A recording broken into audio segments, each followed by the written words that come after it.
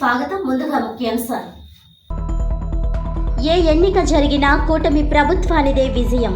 ప్రభుత్వంపై ప్రజలు పూర్తి విశ్వాసంతో ఉన్నారన్న ఎమ్మెల్యే గోరంట్ల జవహర్.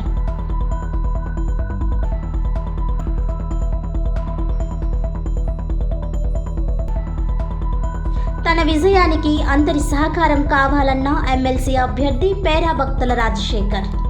పారిశుధ్య కార్మికులకు అండగా నిలబడతాం. రాష్ట్ర పర్యాటక శాఖ మంత్రి కందుల దుర్గేష్.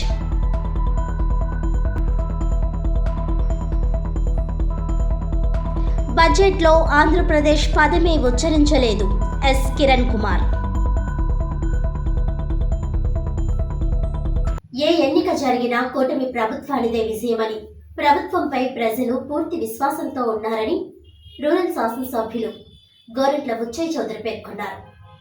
రూరల్ తెదేపా కార్యాలయం నందు మాజీ మంత్రివర్యులు, జిల్లా తెలుగుదేశం పార్టీ అధ్యక్షులు కె జవహర్, జిల్లా పరిశీలకులు మందలపు రవికుమార్, ఎమ్మెల్సీ అభ్యర్థి పేరాబక్తుల రాజశేఖర్, రాష్ట్ర కార్యదర్శి ఎంపీపీ వెలుగుబంటి ప్రసాద్, రాష్ట్ర హెల్త్ వింగ్ ప్రధాన కార్యదర్శి గోరంట్ల రవిరామ్ కిరణ్ మరియు తెలుగుదేశం, జనసేన, బీజేపీ నాయకులతో సమావేశం నిర్వహించారు.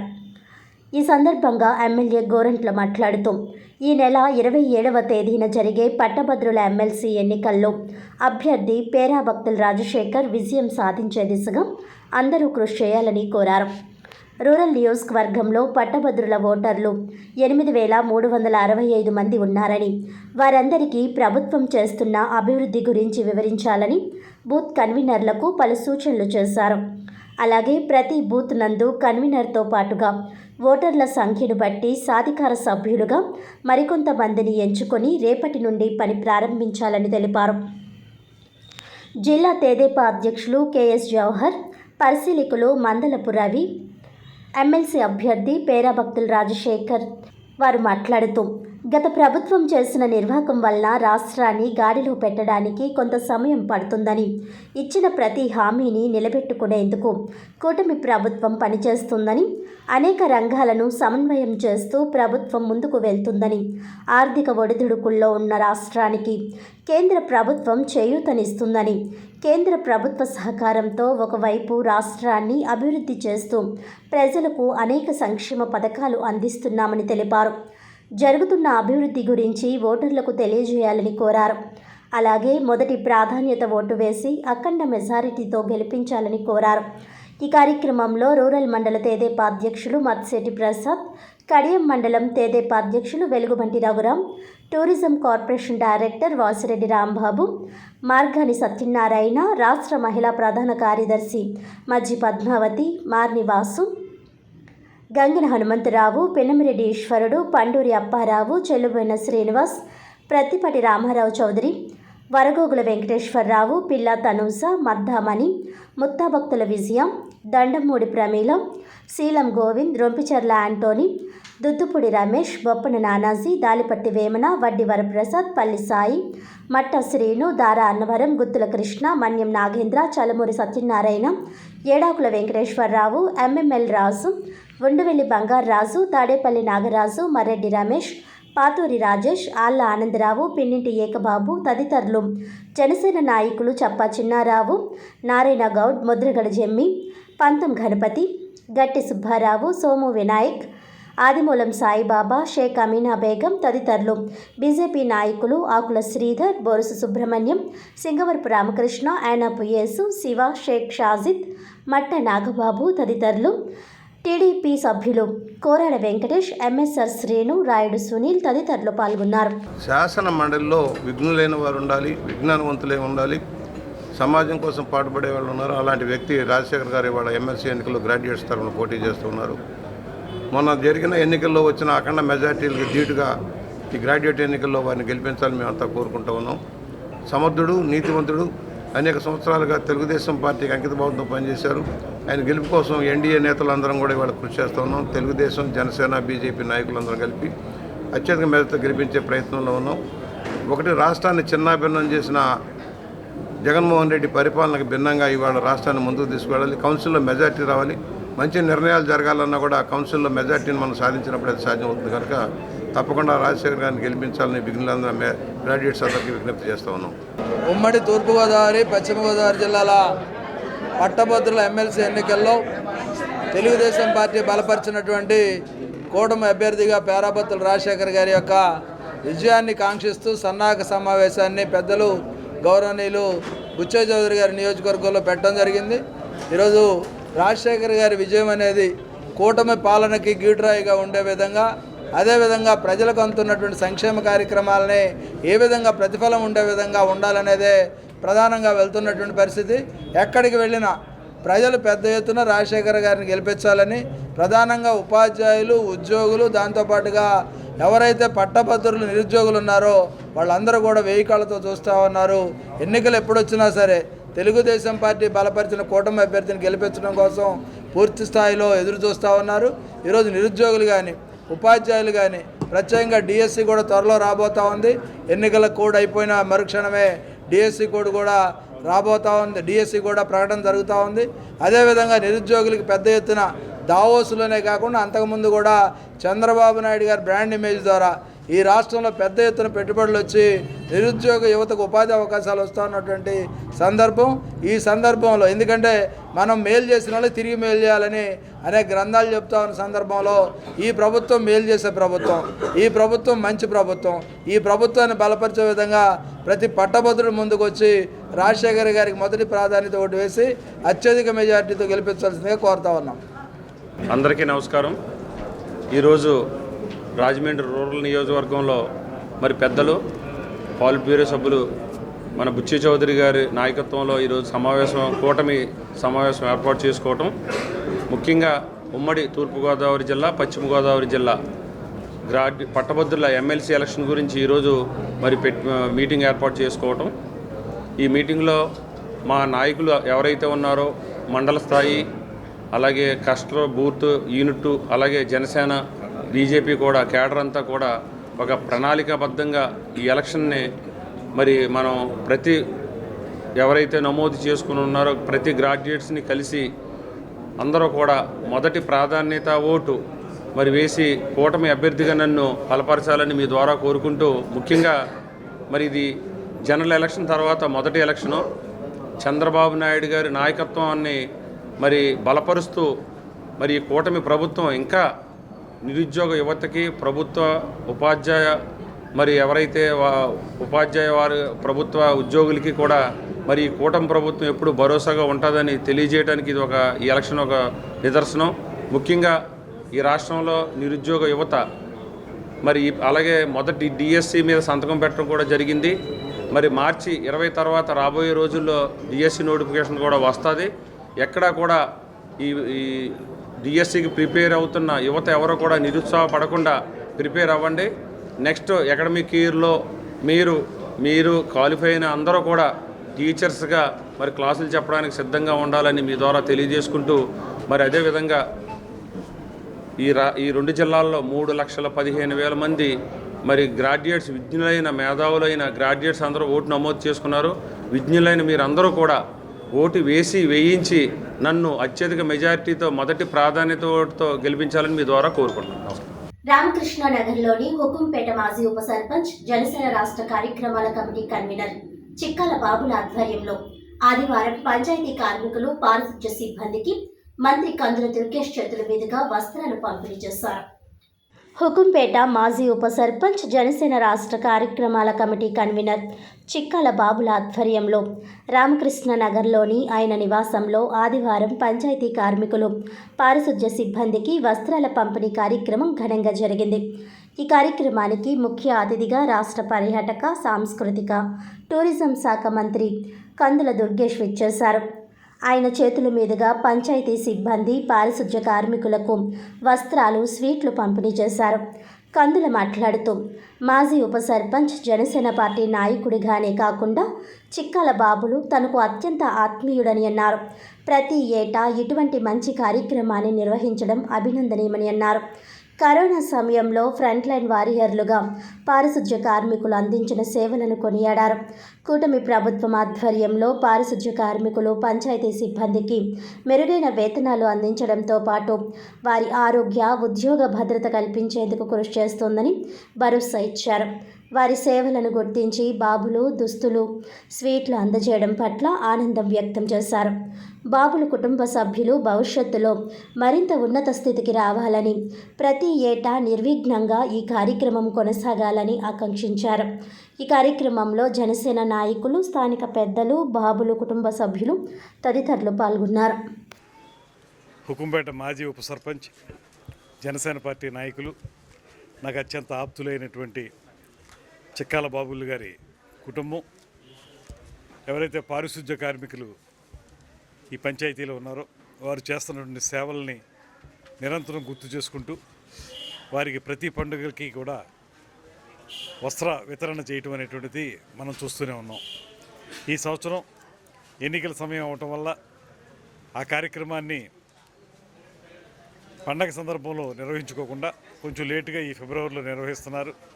ఏదైనప్పటికీ కూడా క్రితం సంవత్సరం నేను మాట్లాడినప్పుడు ఒక మాట చెప్పాను, వచ్చే సంవత్సరం నాటికి ఇప్పుడు ఏదైతే కూతురు అల్లుడు వచ్చారో అదేవిధంగా మనవడు, అదేవిధంగా అబ్బాయికి కూడా వివాహం కుదిరి కుటుంబం మొత్తం ఆనందంగా ఉండాలనేటువంటి మాటతోటి చెప్పడం జరిగింది. ఈరోజు మళ్ళీ వాళ్ళ అబ్బాయికి వివాహం కుదిరి తాంబూలాలు అయిన తర్వాత ఈ కార్యక్రమం నిర్వహించుకోవడం అనేది చాలా ఆనందకరంగా ఉంది. ముఖ్యంగా తొలి నుంచి కూడా గ్రామ పారిశుద్ధ్యం గురించి మాత్రమే కాకుండా కరోనా లాంటి సమయంలో కూడా ఫ్రంట్ లైన్ వారియర్స్గా పనిచేసినటువంటి పారిశుద్ధ్య కార్మికులు ఎవరైతే ఉన్నారో వారందరినీ కూడా గుర్తించి వాళ్ళకి ప్రతి సంవత్సరం కూడా ఈ రకమైనటువంటి వస్త్ర వితరణ చేయడం అనేటువంటిది చిక్కాల బాబులు నిర్వహిస్తున్నటువంటి ప్రత్యేకమైన కార్యక్రమం. ఈ సందర్భంగా మరొక మారు చిక్కాల బాబులకి, ఆయన కుటుంబానికి ప్రత్యేకమైనటువంటి అభినందనలు తెలియజేస్తూ ఇదే విధంగా ప్రతి సంవత్సరం కూడా ఈ కార్యక్రమాలు నిర్వహించాలని, అదే సందర్భంలో వారి కుటుంబం కూడా మరింతగా ఆనందదాయకంగా ముందుకు వెళ్ళాలని, ఆయురారోగ్య ఐశ్వర్యాలతోటి ఆ కుటుంబం ఉజ్వలమైన భవిష్యత్తులోకి వెళ్ళాలని మనస్ఫూర్తిగా కోరుకుంటూ, ముఖ్యంగా ఒక జనసేన పార్టీ తరఫున జనసేన నాయకుడిగా చిక్కాల బాబులు చేస్తున్నటువంటి కార్యక్రమాలకి మేము పూర్తిగా అభినందిస్తూ రాబోయే రోజుల్లో పారిశుద్ధ్య కార్మికులకు సంబంధించి మరింత మెరుగైనటువంటి సేవలు అందించే విధంగా, వారికి మరింత ఉద్యోగ భద్రత లభించటం, అదేవిధంగా వారి యోగక్షేమాలని పెంపొందించే విధంగా కూటమి ప్రభుత్వం ఎల్లవేళ్ల కృషి చేస్తుందనేటువంటి మాటని సందర్భంగా తెలియజేస్తూ ఈ కార్యక్రమంలో పాలుపంచుకోవడం అనేది నాకు చాలా ఆనందదాయకమైన విషయంగా తెలియజేస్తూ సెలవు తీసుకుంటున్నాను. నమస్కారం. కేంద్ర ప్రభుత్వం ప్రవేశపెట్టిన బడ్జెట్ ప్రజారంజక బడ్జెట్ అని అనపర్తి ఎమ్మెల్యే నలిమిలి రామకృష్ణారెడ్డి అన్నారు. కేంద్ర ప్రభుత్వం బడ్జెట్ ప్రవేశపెట్టిన నేపథ్యంలో తూర్పుగోదావరి జిల్లా అనపర్తిలో శనివారం ఎమ్మెల్యే రామకృష్ణారెడ్డి మీడియాతో మాట్లాడారు. ముఖ్యంగా బడ్జెట్ రైతులకు అత్యంత ప్రయోజనం చేకూర్చే విధంగా ఉందన్నారు. దేశంలో 10 ఏళ్లుగా చేపడుతున్న సంస్కరణ ఫలితం నేడు కనిపిస్తుందన్నారు. సామాన్యులకు ఇన్కమ్ ట్యాక్స్పై అనేక రాయితీలు కల్పించారని అన్నారు. కిసాన్ క్రెడిట్ కార్డ్ పరిమితిని 5 లక్షలు పెంచడం ద్వారా అనేక మందికి ప్రయోజనం చేకూర్చే విధంగా ప్రభుత్వం చర్యలు తీసుకుంటుందన్నారు.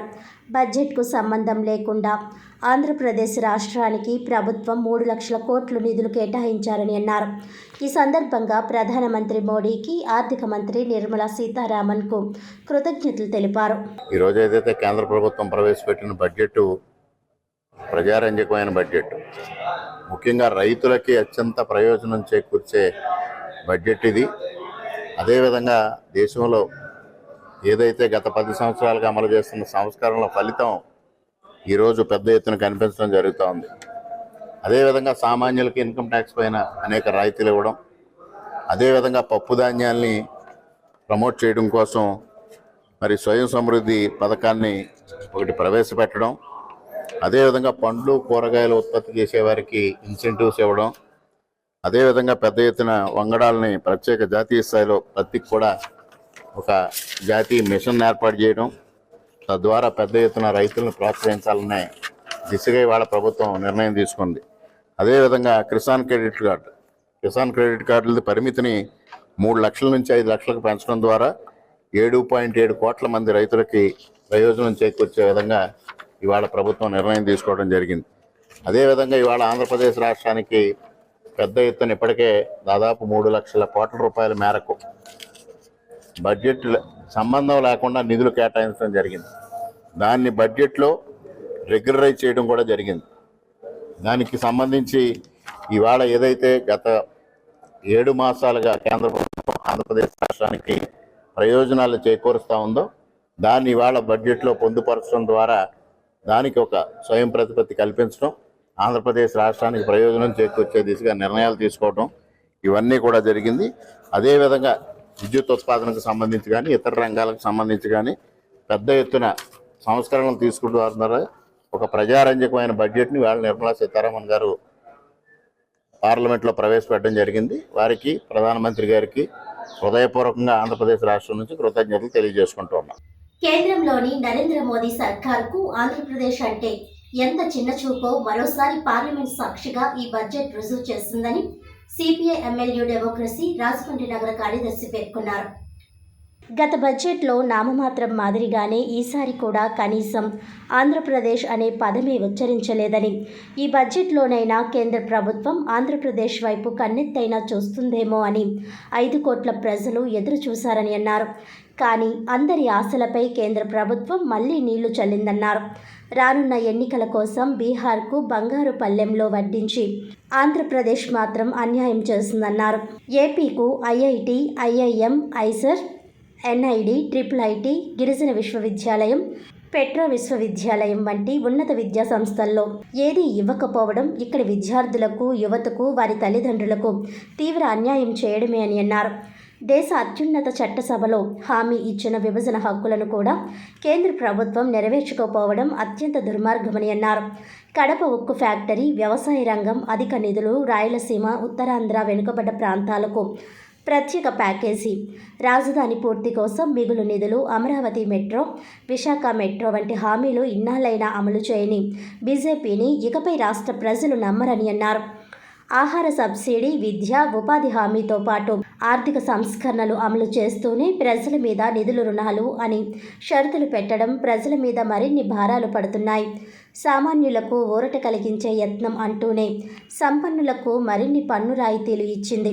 గురజాడ అప్పారావు చెప్పిన సూక్తి దేశమంటే మట్టి కాదోయ్, దేశమంటే మనుషులోయ్ అన్నారు. కానీ దేశానికి ఉపయోగపడిన విశాఖ ఉక్కు, ఆంధ్రుల హక్కు నినాదం నిర్మలా సీతారామన్ గారికి గుర్తు రాలేదా? విశాఖ ఉక్కు కర్మాగారానికి సెయిల్లో విలీన ప్రక్రియ చేయలేదని వ్యాఖ్యానించారు. నిధుల సహాయ కేంద్ర బడ్జెట్లో ప్రాధాన్యతలు, కేటాయింపులు చూస్తే కేవలం బీజేపీ పాలిత రాష్ట్రాలకు పెద్దపీట వేసి బడ్జెట్లో ఇతర రాష్ట్రాలకు అన్యాయం చేయడం సరైన సంస్కృతి కాదన్నారు.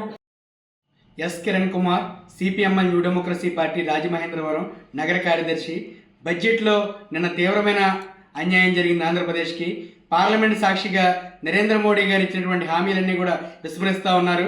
ఆంధ్రప్రదేశ్ సంబంధించి దాదాపు అనేక హామీలు ఇచ్చినటువంటి కేంద్ర ప్రభుత్వం ఈరోజు మొండి చేయి చూపుతున్న పరిస్థితి మన కళ్ళ ముందు కనబడతా ఉంది.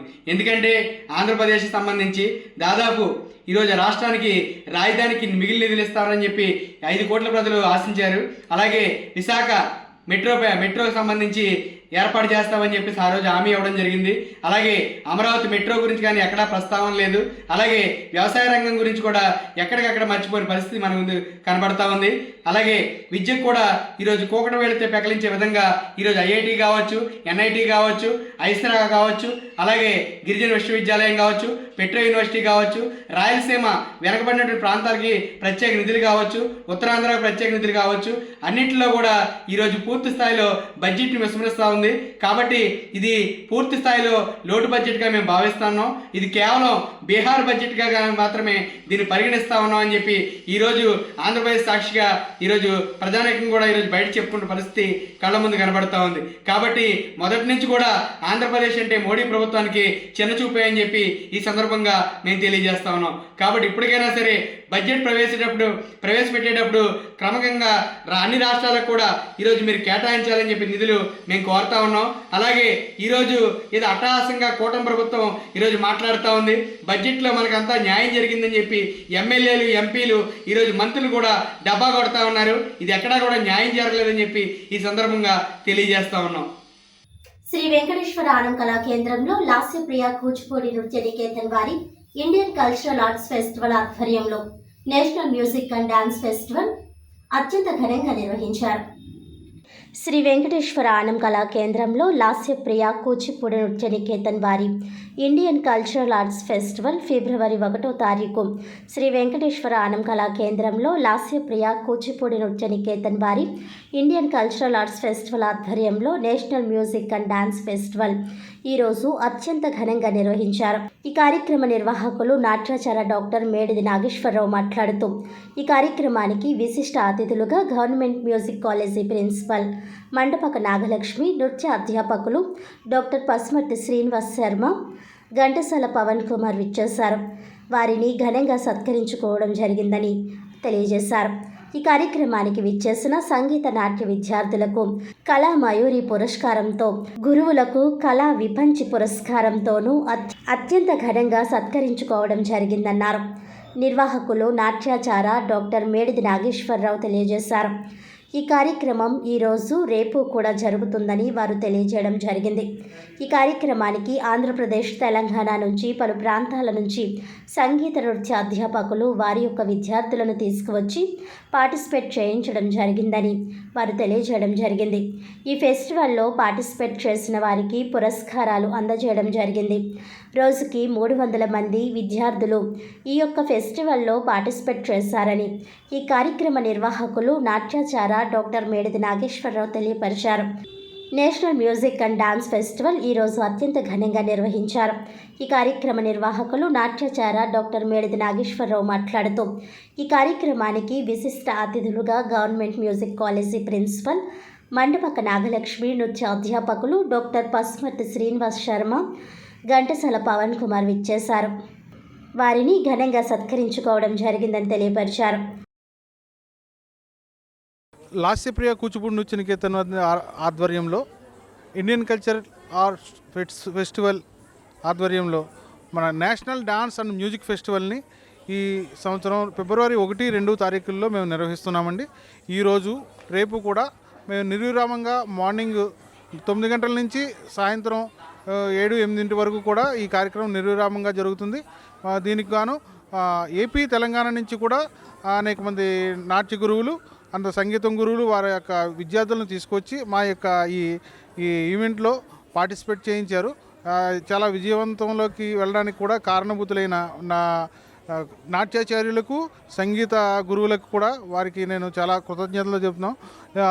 మన సంస్కృతి సాంప్రదాయాలను నిలబెట్టే దిశగా మేము పయనిస్తున్నాం. మమ్మల్ని ప్రోత్సహించి ఇలాంటి కార్యక్రమాలను మమ్మల్ని ఎన్నో చేయాలనే వారి యొక్క సంకల్పంతో వారు కూడా మాకు చేదోడు వాదోడుగా ఉంటున్నారు.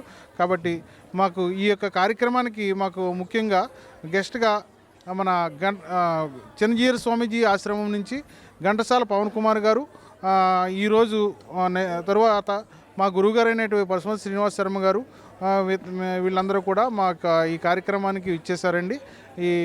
ఈరోజు రేపు కూడా కంటిన్యూగా ప్రోగ్రామ్స్ అన్నీ కూడా జరుగుతాయి. ఈ ఫెస్టివల్స్ మేము ఇది 6వదండి. ఈ యొక్క మేము ఫెస్టివల్ 6వ ఫెస్టివల్ జరుగుతుంది. ఇది ప్రతి సంవత్సరం కూడా మేము గ్రాండ్ సక్సెస్గానే చేస్తున్నాం. మాకు గురువులు కానీ, సంగీతం గురువులు కానీ, నాట్య గురువులు కానీ అందరూ కూడా మమ్మల్ని చాలా ప్రోత్సహిస్తున్నారు. వాళ్ళ విద్యార్థులను తీసుకొచ్చి మా యొక్క ఈవెంట్లో కూడా పార్టిసిపేట్ చేయించడం. అంటే ఈరోజు ఒక 300 మంది ఉంటారండి, రేపు ఒక 300 మంది ఉంటారండి. అంటే సోలో అని కానీ, గ్రూప్ కానీ అలాగా ఒక్కొక్క ఐటెంలో ఒక 10 మంది ఉంటారు. అలాగా సోలోస్, గ్రూపు, డ్యూయెట్లు అలాగా రకరకాలుగా వాళ్ళు ప్రదర్శించడం జరుగుతుంది. కలిపి ఒక రోజుకు ఒక 300 మంది విద్యార్థులు మన ఈ యొక్క కార్యక్రమం జరుగుతుంది. ఇక వెంకటేశ్వర ఆనం కళా కేంద్రంలో మనం ఈ కార్యక్రమాన్ని నిర్వహిస్తున్నాము. ఈరోజు రేపు కూడా గెస్టులు మన పంతం కొండలరావు గారు కూడా మనకు ఇచ్చేస్తున్నారు. తరువాత నామన వాసు గారు, మా యొక్క సోదరులు నాట్యాచార్యులు అరవ ఆంజలి గారు, నెక్స్ట్ సప్ప యశోదకృష్ణ గారు, వాళ్ళందరూ కూడా ఈ యొక్క కార్యక్రమానికి ఇచ్చేసి మమ్మల్ని ఆశీర్వదిస్తున్నారు. మేము చాలా సంతోషిస్తున్నాము. మేము ఏపీ, తెలంగాణ నుంచి కూడా ప్రతి జిల్లా నుంచి కూడా మొత్తం అందరూ కూడా మనకి ఈ యొక్క కార్యక్రమానికి వచ్చి మమ్మల్ని విజయపదంలోకి తీసుకువెళ్తున్నారండి.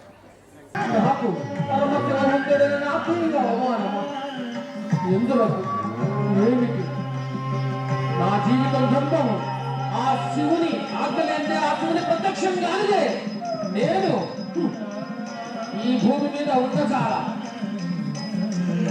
ఆ కైలాసనాథుని దర్శనమయ్యేంత వరకు ప్రయత్నం వదలచాల.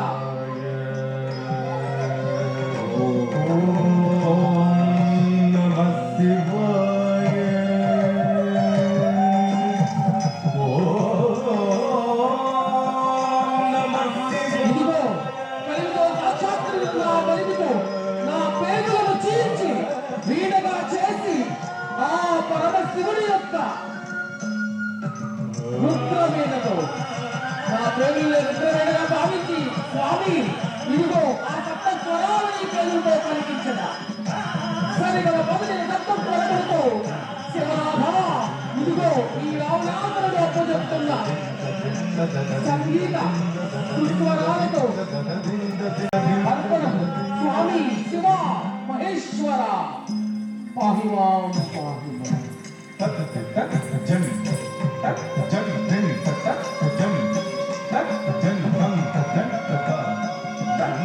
స్వామి ఓం శివాయ పరమేశ్వరాయ మహాశివాయ నమో నమః నమో నమః నా జన్మ ధన్యము మహేశ్వరాయ ప్రేమకాయ శివకాయ త్రిమూర్తికాయ కారాగ్నికాయ మీ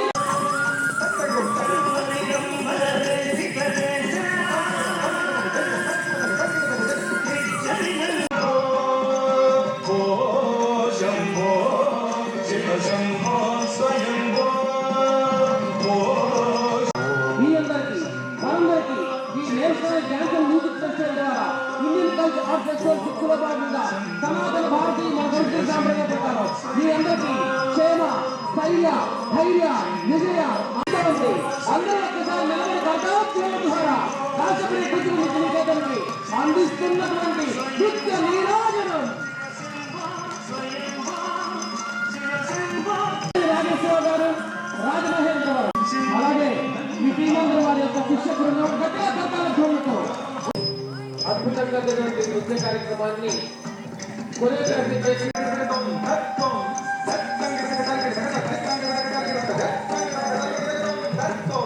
ధర్మపత్ని గారిని కూడా వేదిక నుంచి ఆహ్వానిస్తున్నాం. ఈ మధ్యలో మేడిజీ సిస్టర్స్ వీళ్ళకి నామకరణం చేస్తున్నాం. ఈ రోజు నుంచి ఈ మేడిజీ సిస్టర్స్ ఇక్కడి నుంచి మేడిజీ సిస్టర్స్ అని పెట్టుకుని నీ పేరు లాస్యప్రియ యశస్విని ప్రియ ఇక్కడి నుంచి మేడిజీ సిస్టర్స్ వీరిద్దరూ ఇలా. వార్తలను ముఖ్యాంశాలు మరోసారి. ఏ ఎన్నిక జరిగినా కూటమి ప్రభుత్వానిదే విజయం. ప్రభుత్వంపై ప్రజలు పూర్తి విశ్వాసంతో ఉన్నారన్న ఎమ్మెల్యే గోరంట్ల జవహర్.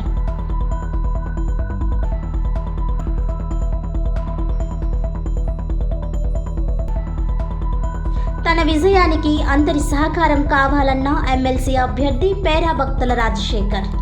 పారిశుధ్య కార్మికులకు అండగా నిలబడతాం. రాష్ట్ర పర్యాటక శాఖ మంత్రి కందుల దుర్గేష్.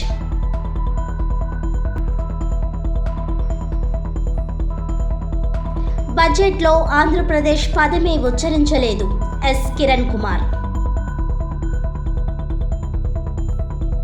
ఈనాటి వార్తలు ఇంతటితో సమాప్తం. తిరిగి వచ్చే బులెటిన్లో మళ్ళీ కలుద్దాం. అంతవరకు సెలవు. నమస్కారం.